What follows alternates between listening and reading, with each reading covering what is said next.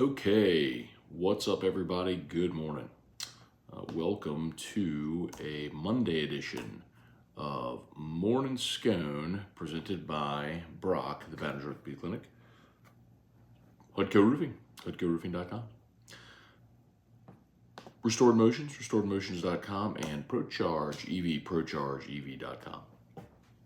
Okay, y'all. Happy Monday. Hope your week is off to a wonderful start. Hope you had a great weekend. I'm literally starting the show, and I just looked at, well, not Twitter, looked at X. Weird. Did y'all see that? Elon Musk has rebranded Twitter into X. So the bird is gone. I guess we're no longer calling it tweeting. Are we Xing? I don't know. What a weird thing to do. Like whenever, let me get to the point real quick. Trey Turner, former LSU offensive guard, Trey Turner, former Panthers Pro Bowl guard, Trey Turner, is visiting the Saints today. So,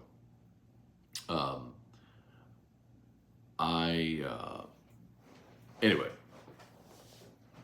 I think that's awesome. I'll get to that in a second about Trey Turner. We'll come back and circle to that. And we do a Big Ten and ACC media days this week, so a lot of storylines there as well. The weird thing though, like, so Twitter is rebranding to X. I don't know if y'all saw this. I just can't. Look, Elon Musk is a way smarter guy than me. Obviously.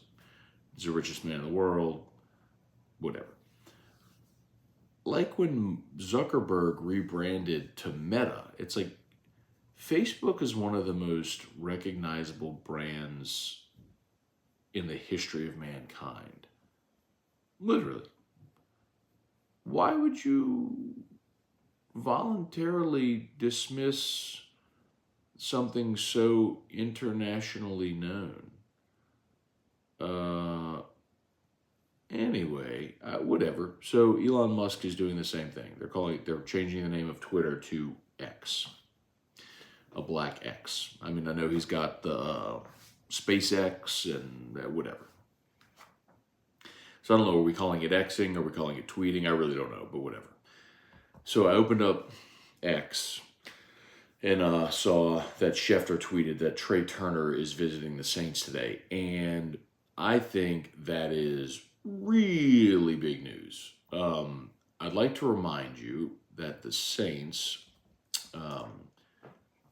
have Cesar Ruiz in the final year of his rookie contract, and Andrus Pete, who restructured his deal, but they have an offering about of his contract after this year. So you could be going into this season with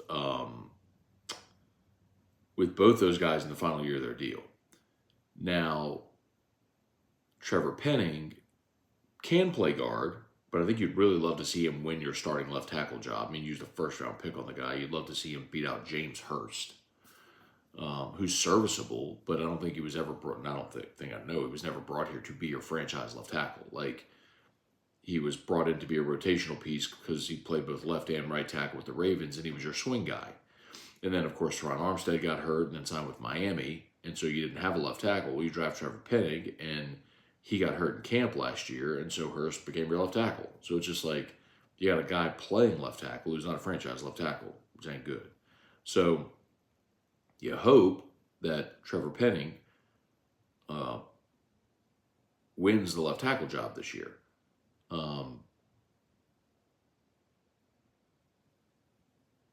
If not, I guess he could play guard. Then you have another problem where you need left tackle. But either way, Trey Turner, I think at this point in his career, is still a better player than both Pete and Ruiz at guard. Trey Turner has, when he's bounced around a little bit, but when he played, he's 30 now. Remember, he was a draft eligible sophomore. He's a redshirt sophomore when he left LSU. Was drafted by Carolina back in 2014. So this will be his 10th NFL season. He started 118 games, and he's been pretty durable, man. Like let's see, he missed 3 games in 17, 18, and 19. And then in 20, his first year with the Chargers, he played in just 9 games. But then he bounced back at 21 with Pittsburgh and started every game. And then last year with Washington, played in every game but 1. So maybe, not maybe. I think it's a thing where you have a player that has been a really good interior offensive lineman throughout his career, who's going into year 10, and maybe his skill set is diminishing. Most likely it is to a degree, but he's 30 years old. Andrus Pete was drafted a year after. Andrus is 29, so they're roughly around the same age. Andrus and Trey Turner. But anyway, so one worth keeping an eye on. Saints are working out Trey Turner today. We'll see if they sign him. All right, let's say some good mornings here. Let's see. Devin Johnson said, "Good morning. Curious your thoughts on upgrades to Tiger Stadium. No disrespect to current status. It seems our south end zone replay board and sound system is outdated." Well, remember, whenever they expanded South Stadium and put those boards, and that was 2014. So it's been 9 years, and technology moves fast. The thing you'll never fix in Tiger Stadium is the acoustics. You'll just never have a great sound because of the dimensions of the stadium, the 2 upper decks, the closed-in south end zone now. Like, you're just never going to have great acoustics in that place. It's better than it was as far as the replay board. I remember it was a big thing back in 2000 when they added the replay boards, and they were tiny because half the darn scoreboard, was made up of advertisements. They've since fixed that in the north end zone. The south end zone, they just got the 2 screens in the corner. I don't really know what you do other than that. You've got seating everywhere now. So I'm not gonna say it's as good as you'll ever get it, but I think it's certainly much better than it was. Let's see, Trivia Carter, good morning. Damon Gilmore, Larry Gardner, Jason H, good morning. Kyle DeVille, good morning. All this Heisman hype, do you think it will translate in Jaden Daniels being a first, second round pick in 2024? Well, Kyle, none of the Heisman hype has anything to do with Jaden Daniels' draft potential. Eric Crouch won a Heisman and played receiver in the NFL. So there's no correlation there at all. I think that Jaden certainly, especially with the nature of the quarterback position in the NFL today, is the NFL game, the professional game is looking more like the college game, that his skill set does translate. There used to be sort of a stigma where if you were a running quarterback in college, you didn't translate to the NFL. You had to be a pocket passer, pro-style quarterback. That's why they phrased it dual threat and pro-style. But the pro-style quarterbacks are just going the way of the dodo bird. So, yeah, I think Jaden Daniels has a skill set to play in the NFL. And I think if he has a great year, I think he certainly has that opportunity. All right. Wendell Norman, Brad David, how many pairs of shoes did you bring to media days last week? 7. Edric Brown, good morning. Love the show and what do you do? Thank you, man. Appreciate that very much. Juan, good morning. Been watching replays of a bunch of old LSU football games. Such good memories. Pat Huseman, good morning. Trey Turner lives in Lakeview. Okay. Yeah, it makes sense. He's from New Orleans, obviously. He played at St. Aug. I remember when Trey Turner signed. It was Trey Turner and was it Jonah Austin? Was that the other? There were 2 offensive linemen from Aug that signed in the same class. One of them, I think, ended up transferring to Houston, maybe. It's been a long time. But yeah, Brad David at Texas A&M has a really good offensive year. Could you see Petrino getting a head coaching job in the SEC? Hard to imagine him getting a head coaching job in the SEC. I could see him getting a Power 5 opportunity, yes. Brian Wynn, good morning. Let's see.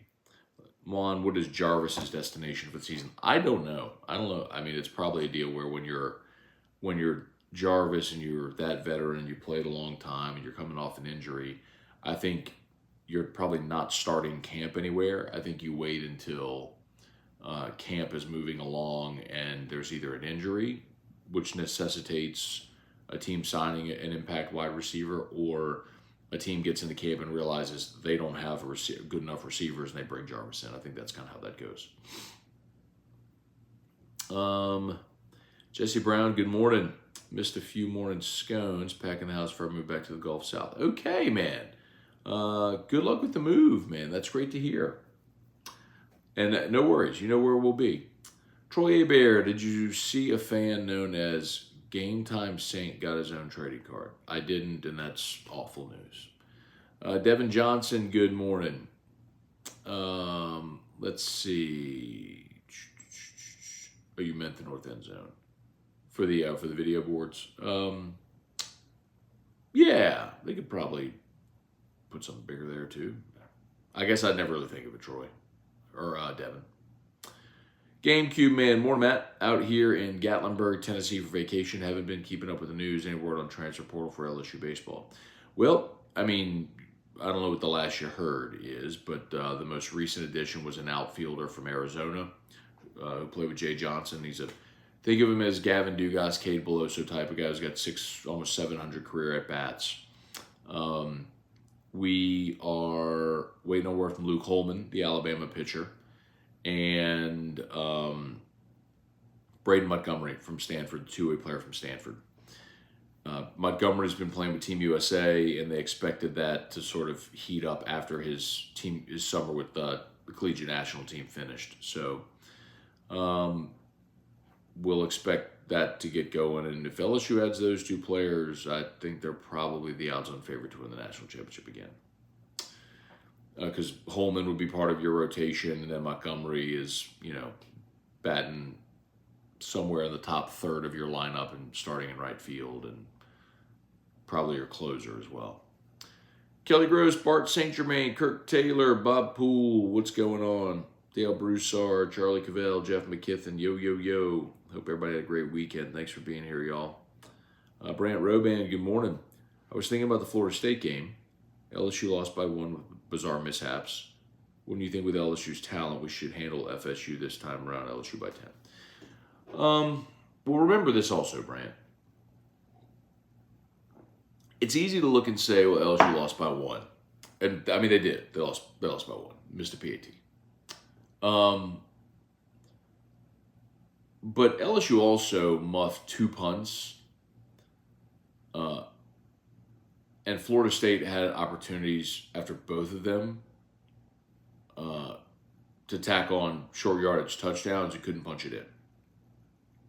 So in the same way that you could say, well, LSU missed a field goal or this, that's true. But similarly, like the last one that Neighbors muffed, if you remember, I don't even know why Florida State was tossing the ball at all or running the ball. They should have just taken a knee. And they fumbled, and LSU recovered it. That's what allowed LSU to put the drive together to go score the touchdown we thought might tie it, but you're right. But if Florida State just protects the football and scores, I mean, they beat LSU by 2 touchdowns. Now, they didn't, but they very easily could have.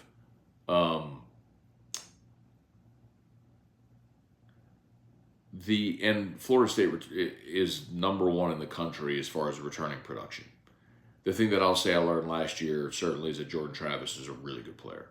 We were not thinking, if you go look at Jordan Travis's 3 years at Florida State prior, very inconsistent, and we weren't really talking about him as a giant threat. But LSU couldn't get off the field on 3rd down last year. I mean, Jordan Travis was fantastic. You just have to tip your cap to him. So,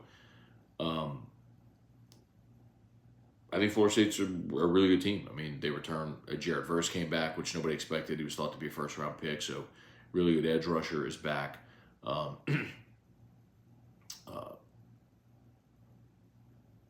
the what's his last name? The big 6'7" receiver Johnny.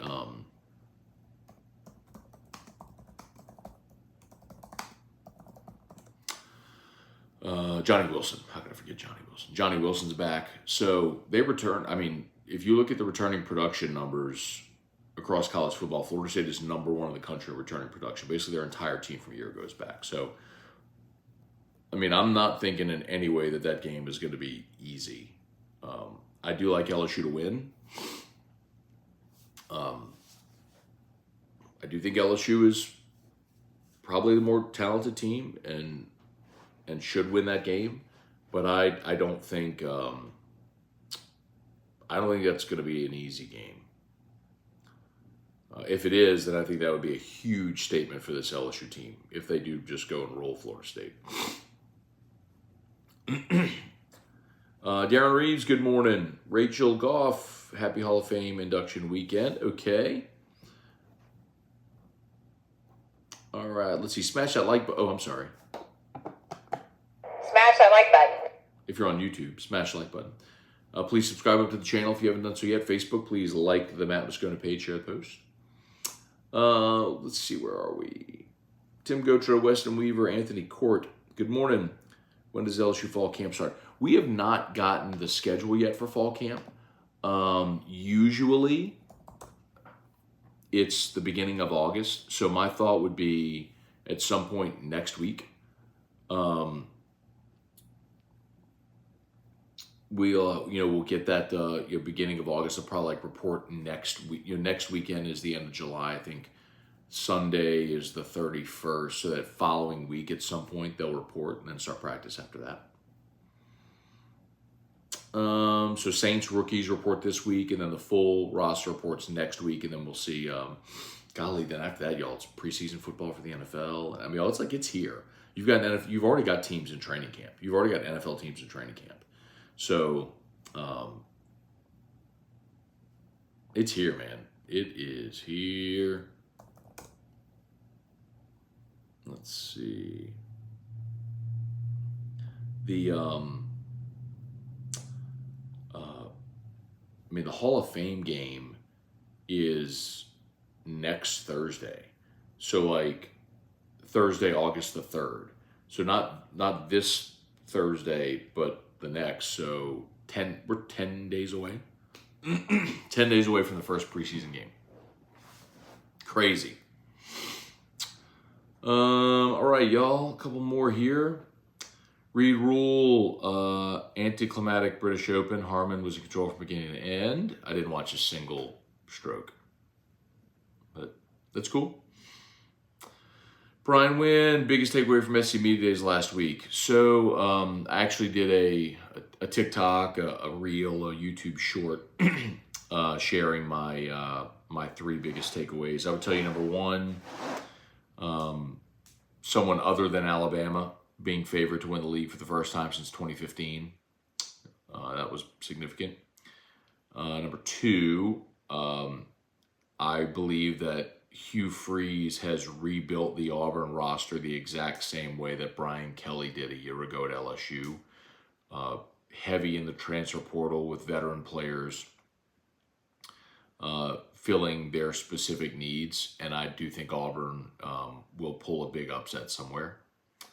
And number three, Jaden Daniels' first preseason All-SEC first team quarterback at LSU since Tommy Hotson in 1989, 34 years. So those are the three big takeaways that I gave.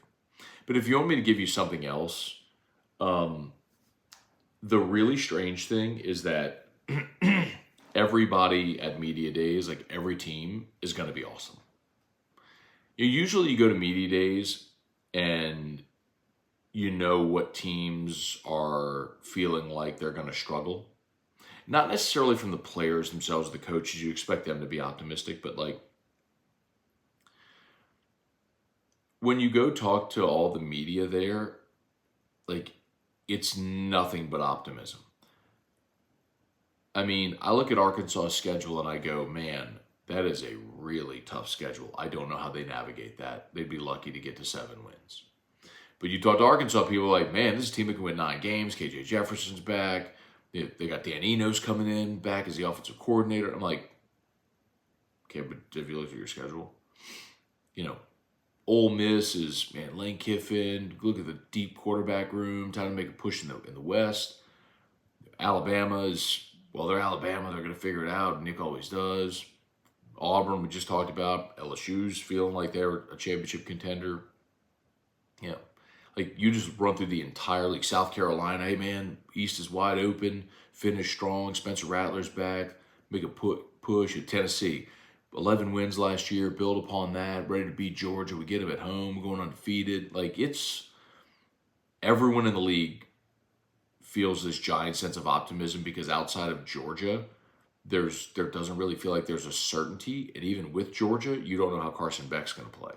And you lose a really good coordinator in Todd Monken, who's now off to the NFL. So that was the strange thing. It was like nobody was willing to stand up and say, yeah, the team I cover I think is going to stink this year. Antron Hemingway, good morning. Marshall Andrus, good morning. JDN44, good morning. What do you rank our offensive line and defensive line this year? What do you mean? What would I rank them? Like, what would I rank them in the SEC? Like 1 to 14? I really don't know because I can't tell you that I'm familiar with everybody's offensive line in the league to be able to tell you what a rank is. I do really... I love the fact that on the LSU's offensive line, you return 6 of your top 7 guys. So you lose Bradford, but if Dellinger and Miles Frazier are your starting guards, that's great. You bring in Mason Lunsford, who's played a ton of football at Maryland. And Lance Hurd was your highest rated recruit. So I love I love LSU's offensive line. They really steadied themselves late in the season last year after a really tumultuous first 2/3 of the season. And after that, I think you return those guys, your bookend tackles, a veteran center now, Charles Turner. Martinez played a lot late in the season, played really well. So I think LSU's offensive line, not only is the starting 5 really good, but I think you've got a great 1 through 10. A great 2 deep. Defensive line, look, Mekhi Wingo was awesome last year, and returning Mason Smith is just huge. I don't think you can really, overstate how important it is getting Mason Smith back because he's such a dominant interior presence, not only in run defense, but as far as a pass rusher, an interior pass rusher, considering this is a year where you don't have a lot of proven edge rushers. Somebody like that's my big concern for the defensive line. Like going to get Paris Shand from Arizona, Jalen Lee from Florida, Jordan Jefferson from West Virginia. You add that to Wingo and Mason Smith and Jacoby and Guillory. Like your interior defensive line, you have a lot of bodies and experience, and I feel really good about that.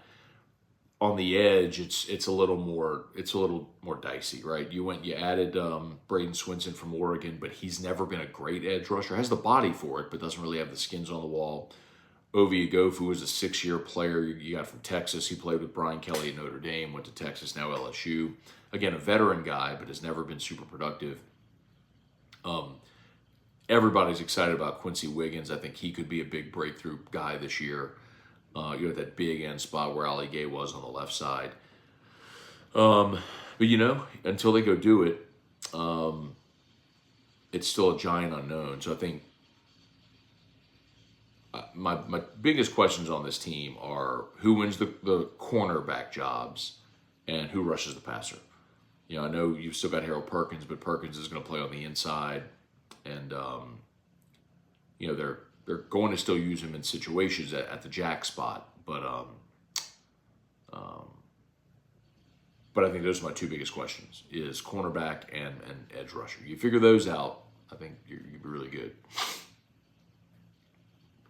TC, starting wide receiver / defensive backs for game one. Well, the wide receiver is easy. I mean, it's Malik Neighbors and Brian Thomas. That's simple. And I think Kyron Lacy is the guy who's taking the biggest step, right? So I think those are your top three.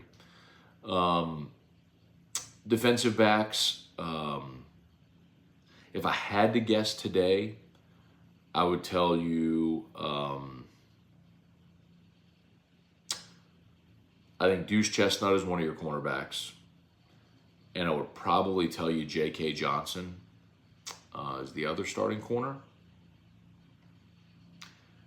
I'm going to assume that they play nickel as their base, which is 5 defensive backs. So your nickel back, I'm going to say, is Greg Brooks. That's where he played last year. That was his best spot. Major Burns is one of your safeties. And then the question is, who's the other one? Is it Sage Ryan? Is it Matthew Langlois?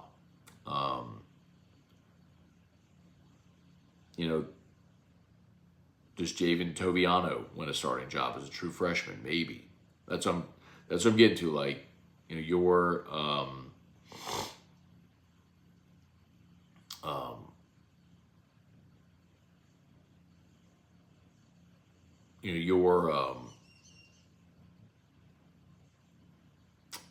secondary is, you got to figure out answers there. So that's would be really beneficial for camp there. So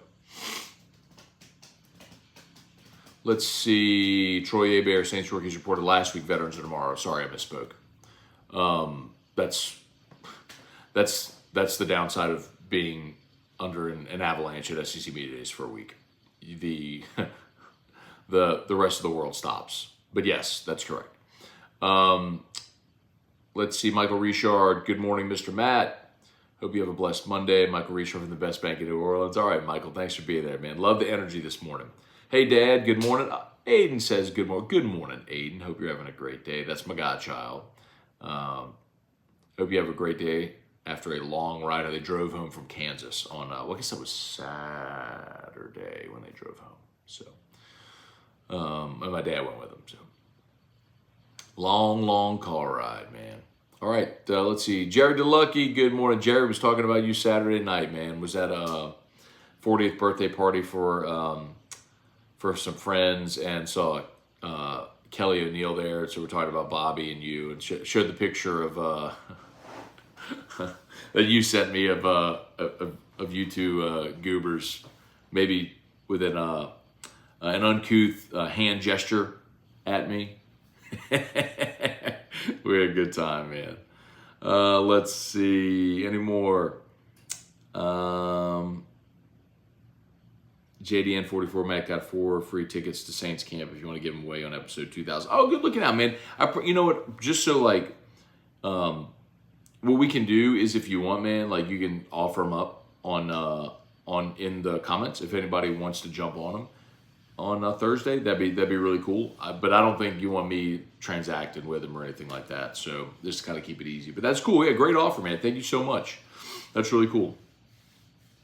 Yeah, it's wild. Isn't it wild? Like, they have tickets for training camp, and like people, they gobble them up, man. By this point in the season or in the summer, people are ready for football, man.